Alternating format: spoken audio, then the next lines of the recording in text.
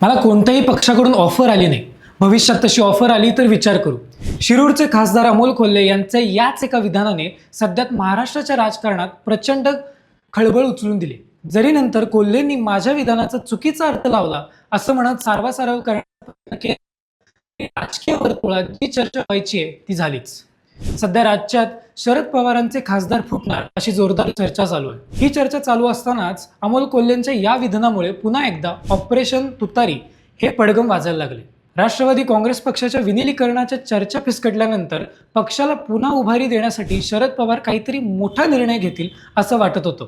काँग्रेसकडून पवारांना विनिलीकरणाचा प्रस्ताव देण्यात आल्याचं स्वतः काँग्रेसच्या नेत्यांनी सांगितलं आणि वरिष्ठ पातळीवर बोलणी सुरू असल्याची बातमी झाली. पण हे सगळं पडद्यामागे घडत असतानाच दुसरीकडे शरद पवारांचे तब्बल 7 खासदार बंडखोरीच्या तयारीत असल्याची धक्कादायक बातमी समोर येते. या खासदारांचं एनडीएतील कोणत्या पक्षात जायचं एवढंच फायनल व्हायचं बाकी असल्याचं बोलणं जात आहे. पक्षात सध्या 2 गट पडलेत. एका गटाला काँग्रेसमध्ये विलीन करायचंय तर दुसऱ्या गटाला थेट सत्तेत सहभागी व्हायचंय. पण धक्कादायक बाब म्हणजे पक्षात असे तट पडले असताना सुद्धा स्वतः शरद पवार सुद्धा एकीकडे काँग्रेस आणि दुसरीकडे भाजप अशी दोन्ही दारं ठोठावत असल्याचं सांगितलं जाते. चर्चेच्या या दुहेरी पेरणीमागे थोरल्या पवारांचं नक्की काय डाव आहे ते आज आपण या व्हिडिओमध्ये जाणून घेऊयात.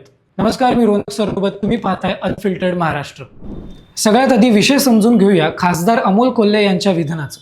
अमोल कोल्हे हे शरद पवारच्या गटात अत्यंत आक्रमक आणि लोकप्रिय खासदार म्हणून ओळखले जातात. महायुतीच्या लाटेतही त्यांनी आपली जागा राखली. अशा नेत्याने जेव्हा ऑफर आली तर विचार करू असं वक्तव्य केलं तेव्हा राजकीय पंडितांचे कान टवकारलेच. कारण राजकारणात कोणतीही गोष्ट विनाकारण बोलली जात नाही. जरी त्यांनी नंतर स्पष्टीकरण दिलं असलं तरी अंतर्गत गोटात काहीतरी शिजतंय असा संशय बळावत आहे. सध्या दिल्ली आणि मुंबईच्या राजकीय वर्तुळात एकच चर्चा अत्यंत गरम आहे. ती म्हणजे शरद पवार गटातील 7 खासदारांची नाराजी. लोकसभा निवडणुकीनंतर या खासदारांना पक्षाची पुढची दिशा नेमकी काय हे स्पष्ट कळेनासं झालं. त्यातच राष्ट्रवादीचं काँग्रेसमध्ये विलिनीकरण होणार अशी चर्चा रंगली आहे, ज्यानंतर पक्षातील एका मोठा वर्ग अस्वस्थ झालाय. प्रादेशिक अस्मिता आणि स्वतःचं अस्तित्व संपवून काँग्रेसमध्ये जाण्याचा अनेक नेत्यांचं, विशेषतः खासदारांचं तीव्र विरोध आहे. या अस्वस्थतेमुळेच पवारांच्या पक्षात आता 2 स्पष्ट गट पाहायला मिळतात. पहिला गट असा आहे ज्यांना वाटतं की जर भाजप आणि महायुतीशी लढा घ्यायचा असेल तर काँग्रेस हा एकमेव पर्याय आहे, त्यामुळे सन्मानाने काँग्रेसमध्ये विलीन होऊन जावे. या उलट जो दुसरा गट आहे जो थेट सत्तेत सहभागी होण्यासाठी उत्सुक आहे. या गटाचं म्हणणं आहे की विरोधी बाकांवर बसून मतदारसंघातील कामं होत नाहीत आणि राजकीय भविष्य धोक्यात आहे, त्यामुळे एनडीए माध्यमातून सत्तेचा वाटा मिळावा अशी या दुसऱ्या गटाची इच्छा आहे. आता हा दुसरा गट नेमकं कोणाच्या संपर्कात आहे, भाजप की थेट अजित पवार गट, हा मोठा सस्पेन्स आहे. पण सूत्रांच्या मते या 7 खासदारांची बोलणी अंतिम टप्प्यात असून फक्त तांत्रिक आणि कायदेशीर बाबीवरून घोडं अडले. पक्षानंतर बंदी कायद्याच्या कचटात न अडकता कसं बाहेर पडायचं याची चाचपणी सुरू आहे. पण या संपूर्ण खेळातील सगळ्यात मोठी आणि करणारी माहिती म्हणजे स्वतः शरद पवार यांची भूमिका.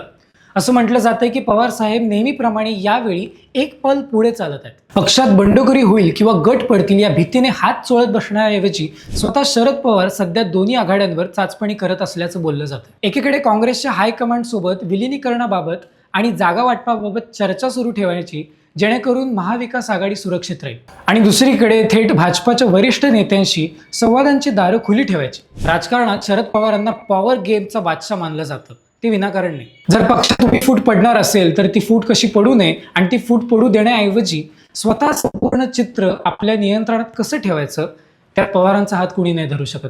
आता प्रश्न उपस्थित होतो की शरद पवारांच्या या दुहेरी पेरणीमागे म्हणजेच काँग्रेस आणि भाजप या दोन्ही दारांवर दस्तक देण्यामागे नक्की काय डाव असू शकतो. याचे 3 प्रमुख अर्थ निघतात. पहिलं म्हणजे बार्गेनिंग पॉवर वाढवणे. काँग्रेस जर विनिलीकरणासाठी किंवा जागा वाटपासाठी जास्त दबाव टाकत असेल तर त्यांना आपल्याकडे इतरही पर्याय खुले आहेत हे दाखवून देणे. दुसरा उद्देश असू शकतो की स्वतःच्या खासदारांना रोखणे. जर खासदारांना दिसलं की साहेब स्वतःच भाजपाशी काहीतरी बोलणं करत आहेत तर ते स्वतःहून बंडखोरी करण्याचं धाडस करणार नाहीत. आणि तिसरा आणि सर्वात महत्त्वाचा डाव म्हणजे भविष्यातील अनिश्चितता. महाराष्ट्राच्या बदलत्या राजकीय समीकरणात कधी कोण कोणासोबत जाईल याचा काही नेम नाही. अशा वेळी स्वतःसाठी सर्व पर्याय जिवंत ठेवणं हाच थोरल्या पवारांचा मास्टर स्ट्रोक मानला जातो. तर अमोल कोल्हेंनी दिलेलं ते एक विधान निव्वळ घसरलेली जीभ नव्हती, तर ती महाराष्ट्राच्या राजकारणात येणाऱ्या मोठ्या वादळाची पूर्वकल्पना होती. विलिनीकरणासाठी चर्चा फिसकटल्यात. काँग्रेस प्रस्ताव अजूनही हवेत आहे. खासदार एनडीएच्या वाटेवर असल्याची चर्चा आहे आणि शरद पवार मात्र शांतपणे नवी खेळी खेळतायत का असं चाललंय. ऑपरेशन तुतारी यशस्वी होणार की थोरले पवार पुन्हा एकदा सगळ्यांना थक्क करणार हे आता येणारा काळच ठरवेल. पण एक गोष्ट नक्की, महाराष्ट्राच्या राजकारणातील सस्पेन्स थ्रिलर आता क्लायमॅक्सकडे वळतोय. तुम्हाला काय वाटतं? शरद पवारांचे खासदार खरोखरच बंडखोरी करतील आणि पवारांचं नक्की काय डाव असेल? तुमचं काय मत आहे आम्हाला कमेंट करून सांगा आणि पाहत राहा अनफिल्टर्ड महाराष्ट्र. व्हिडिओ आवडला असेल तर लाईक शेअर कमेंट नक्की करा. धन्यवाद.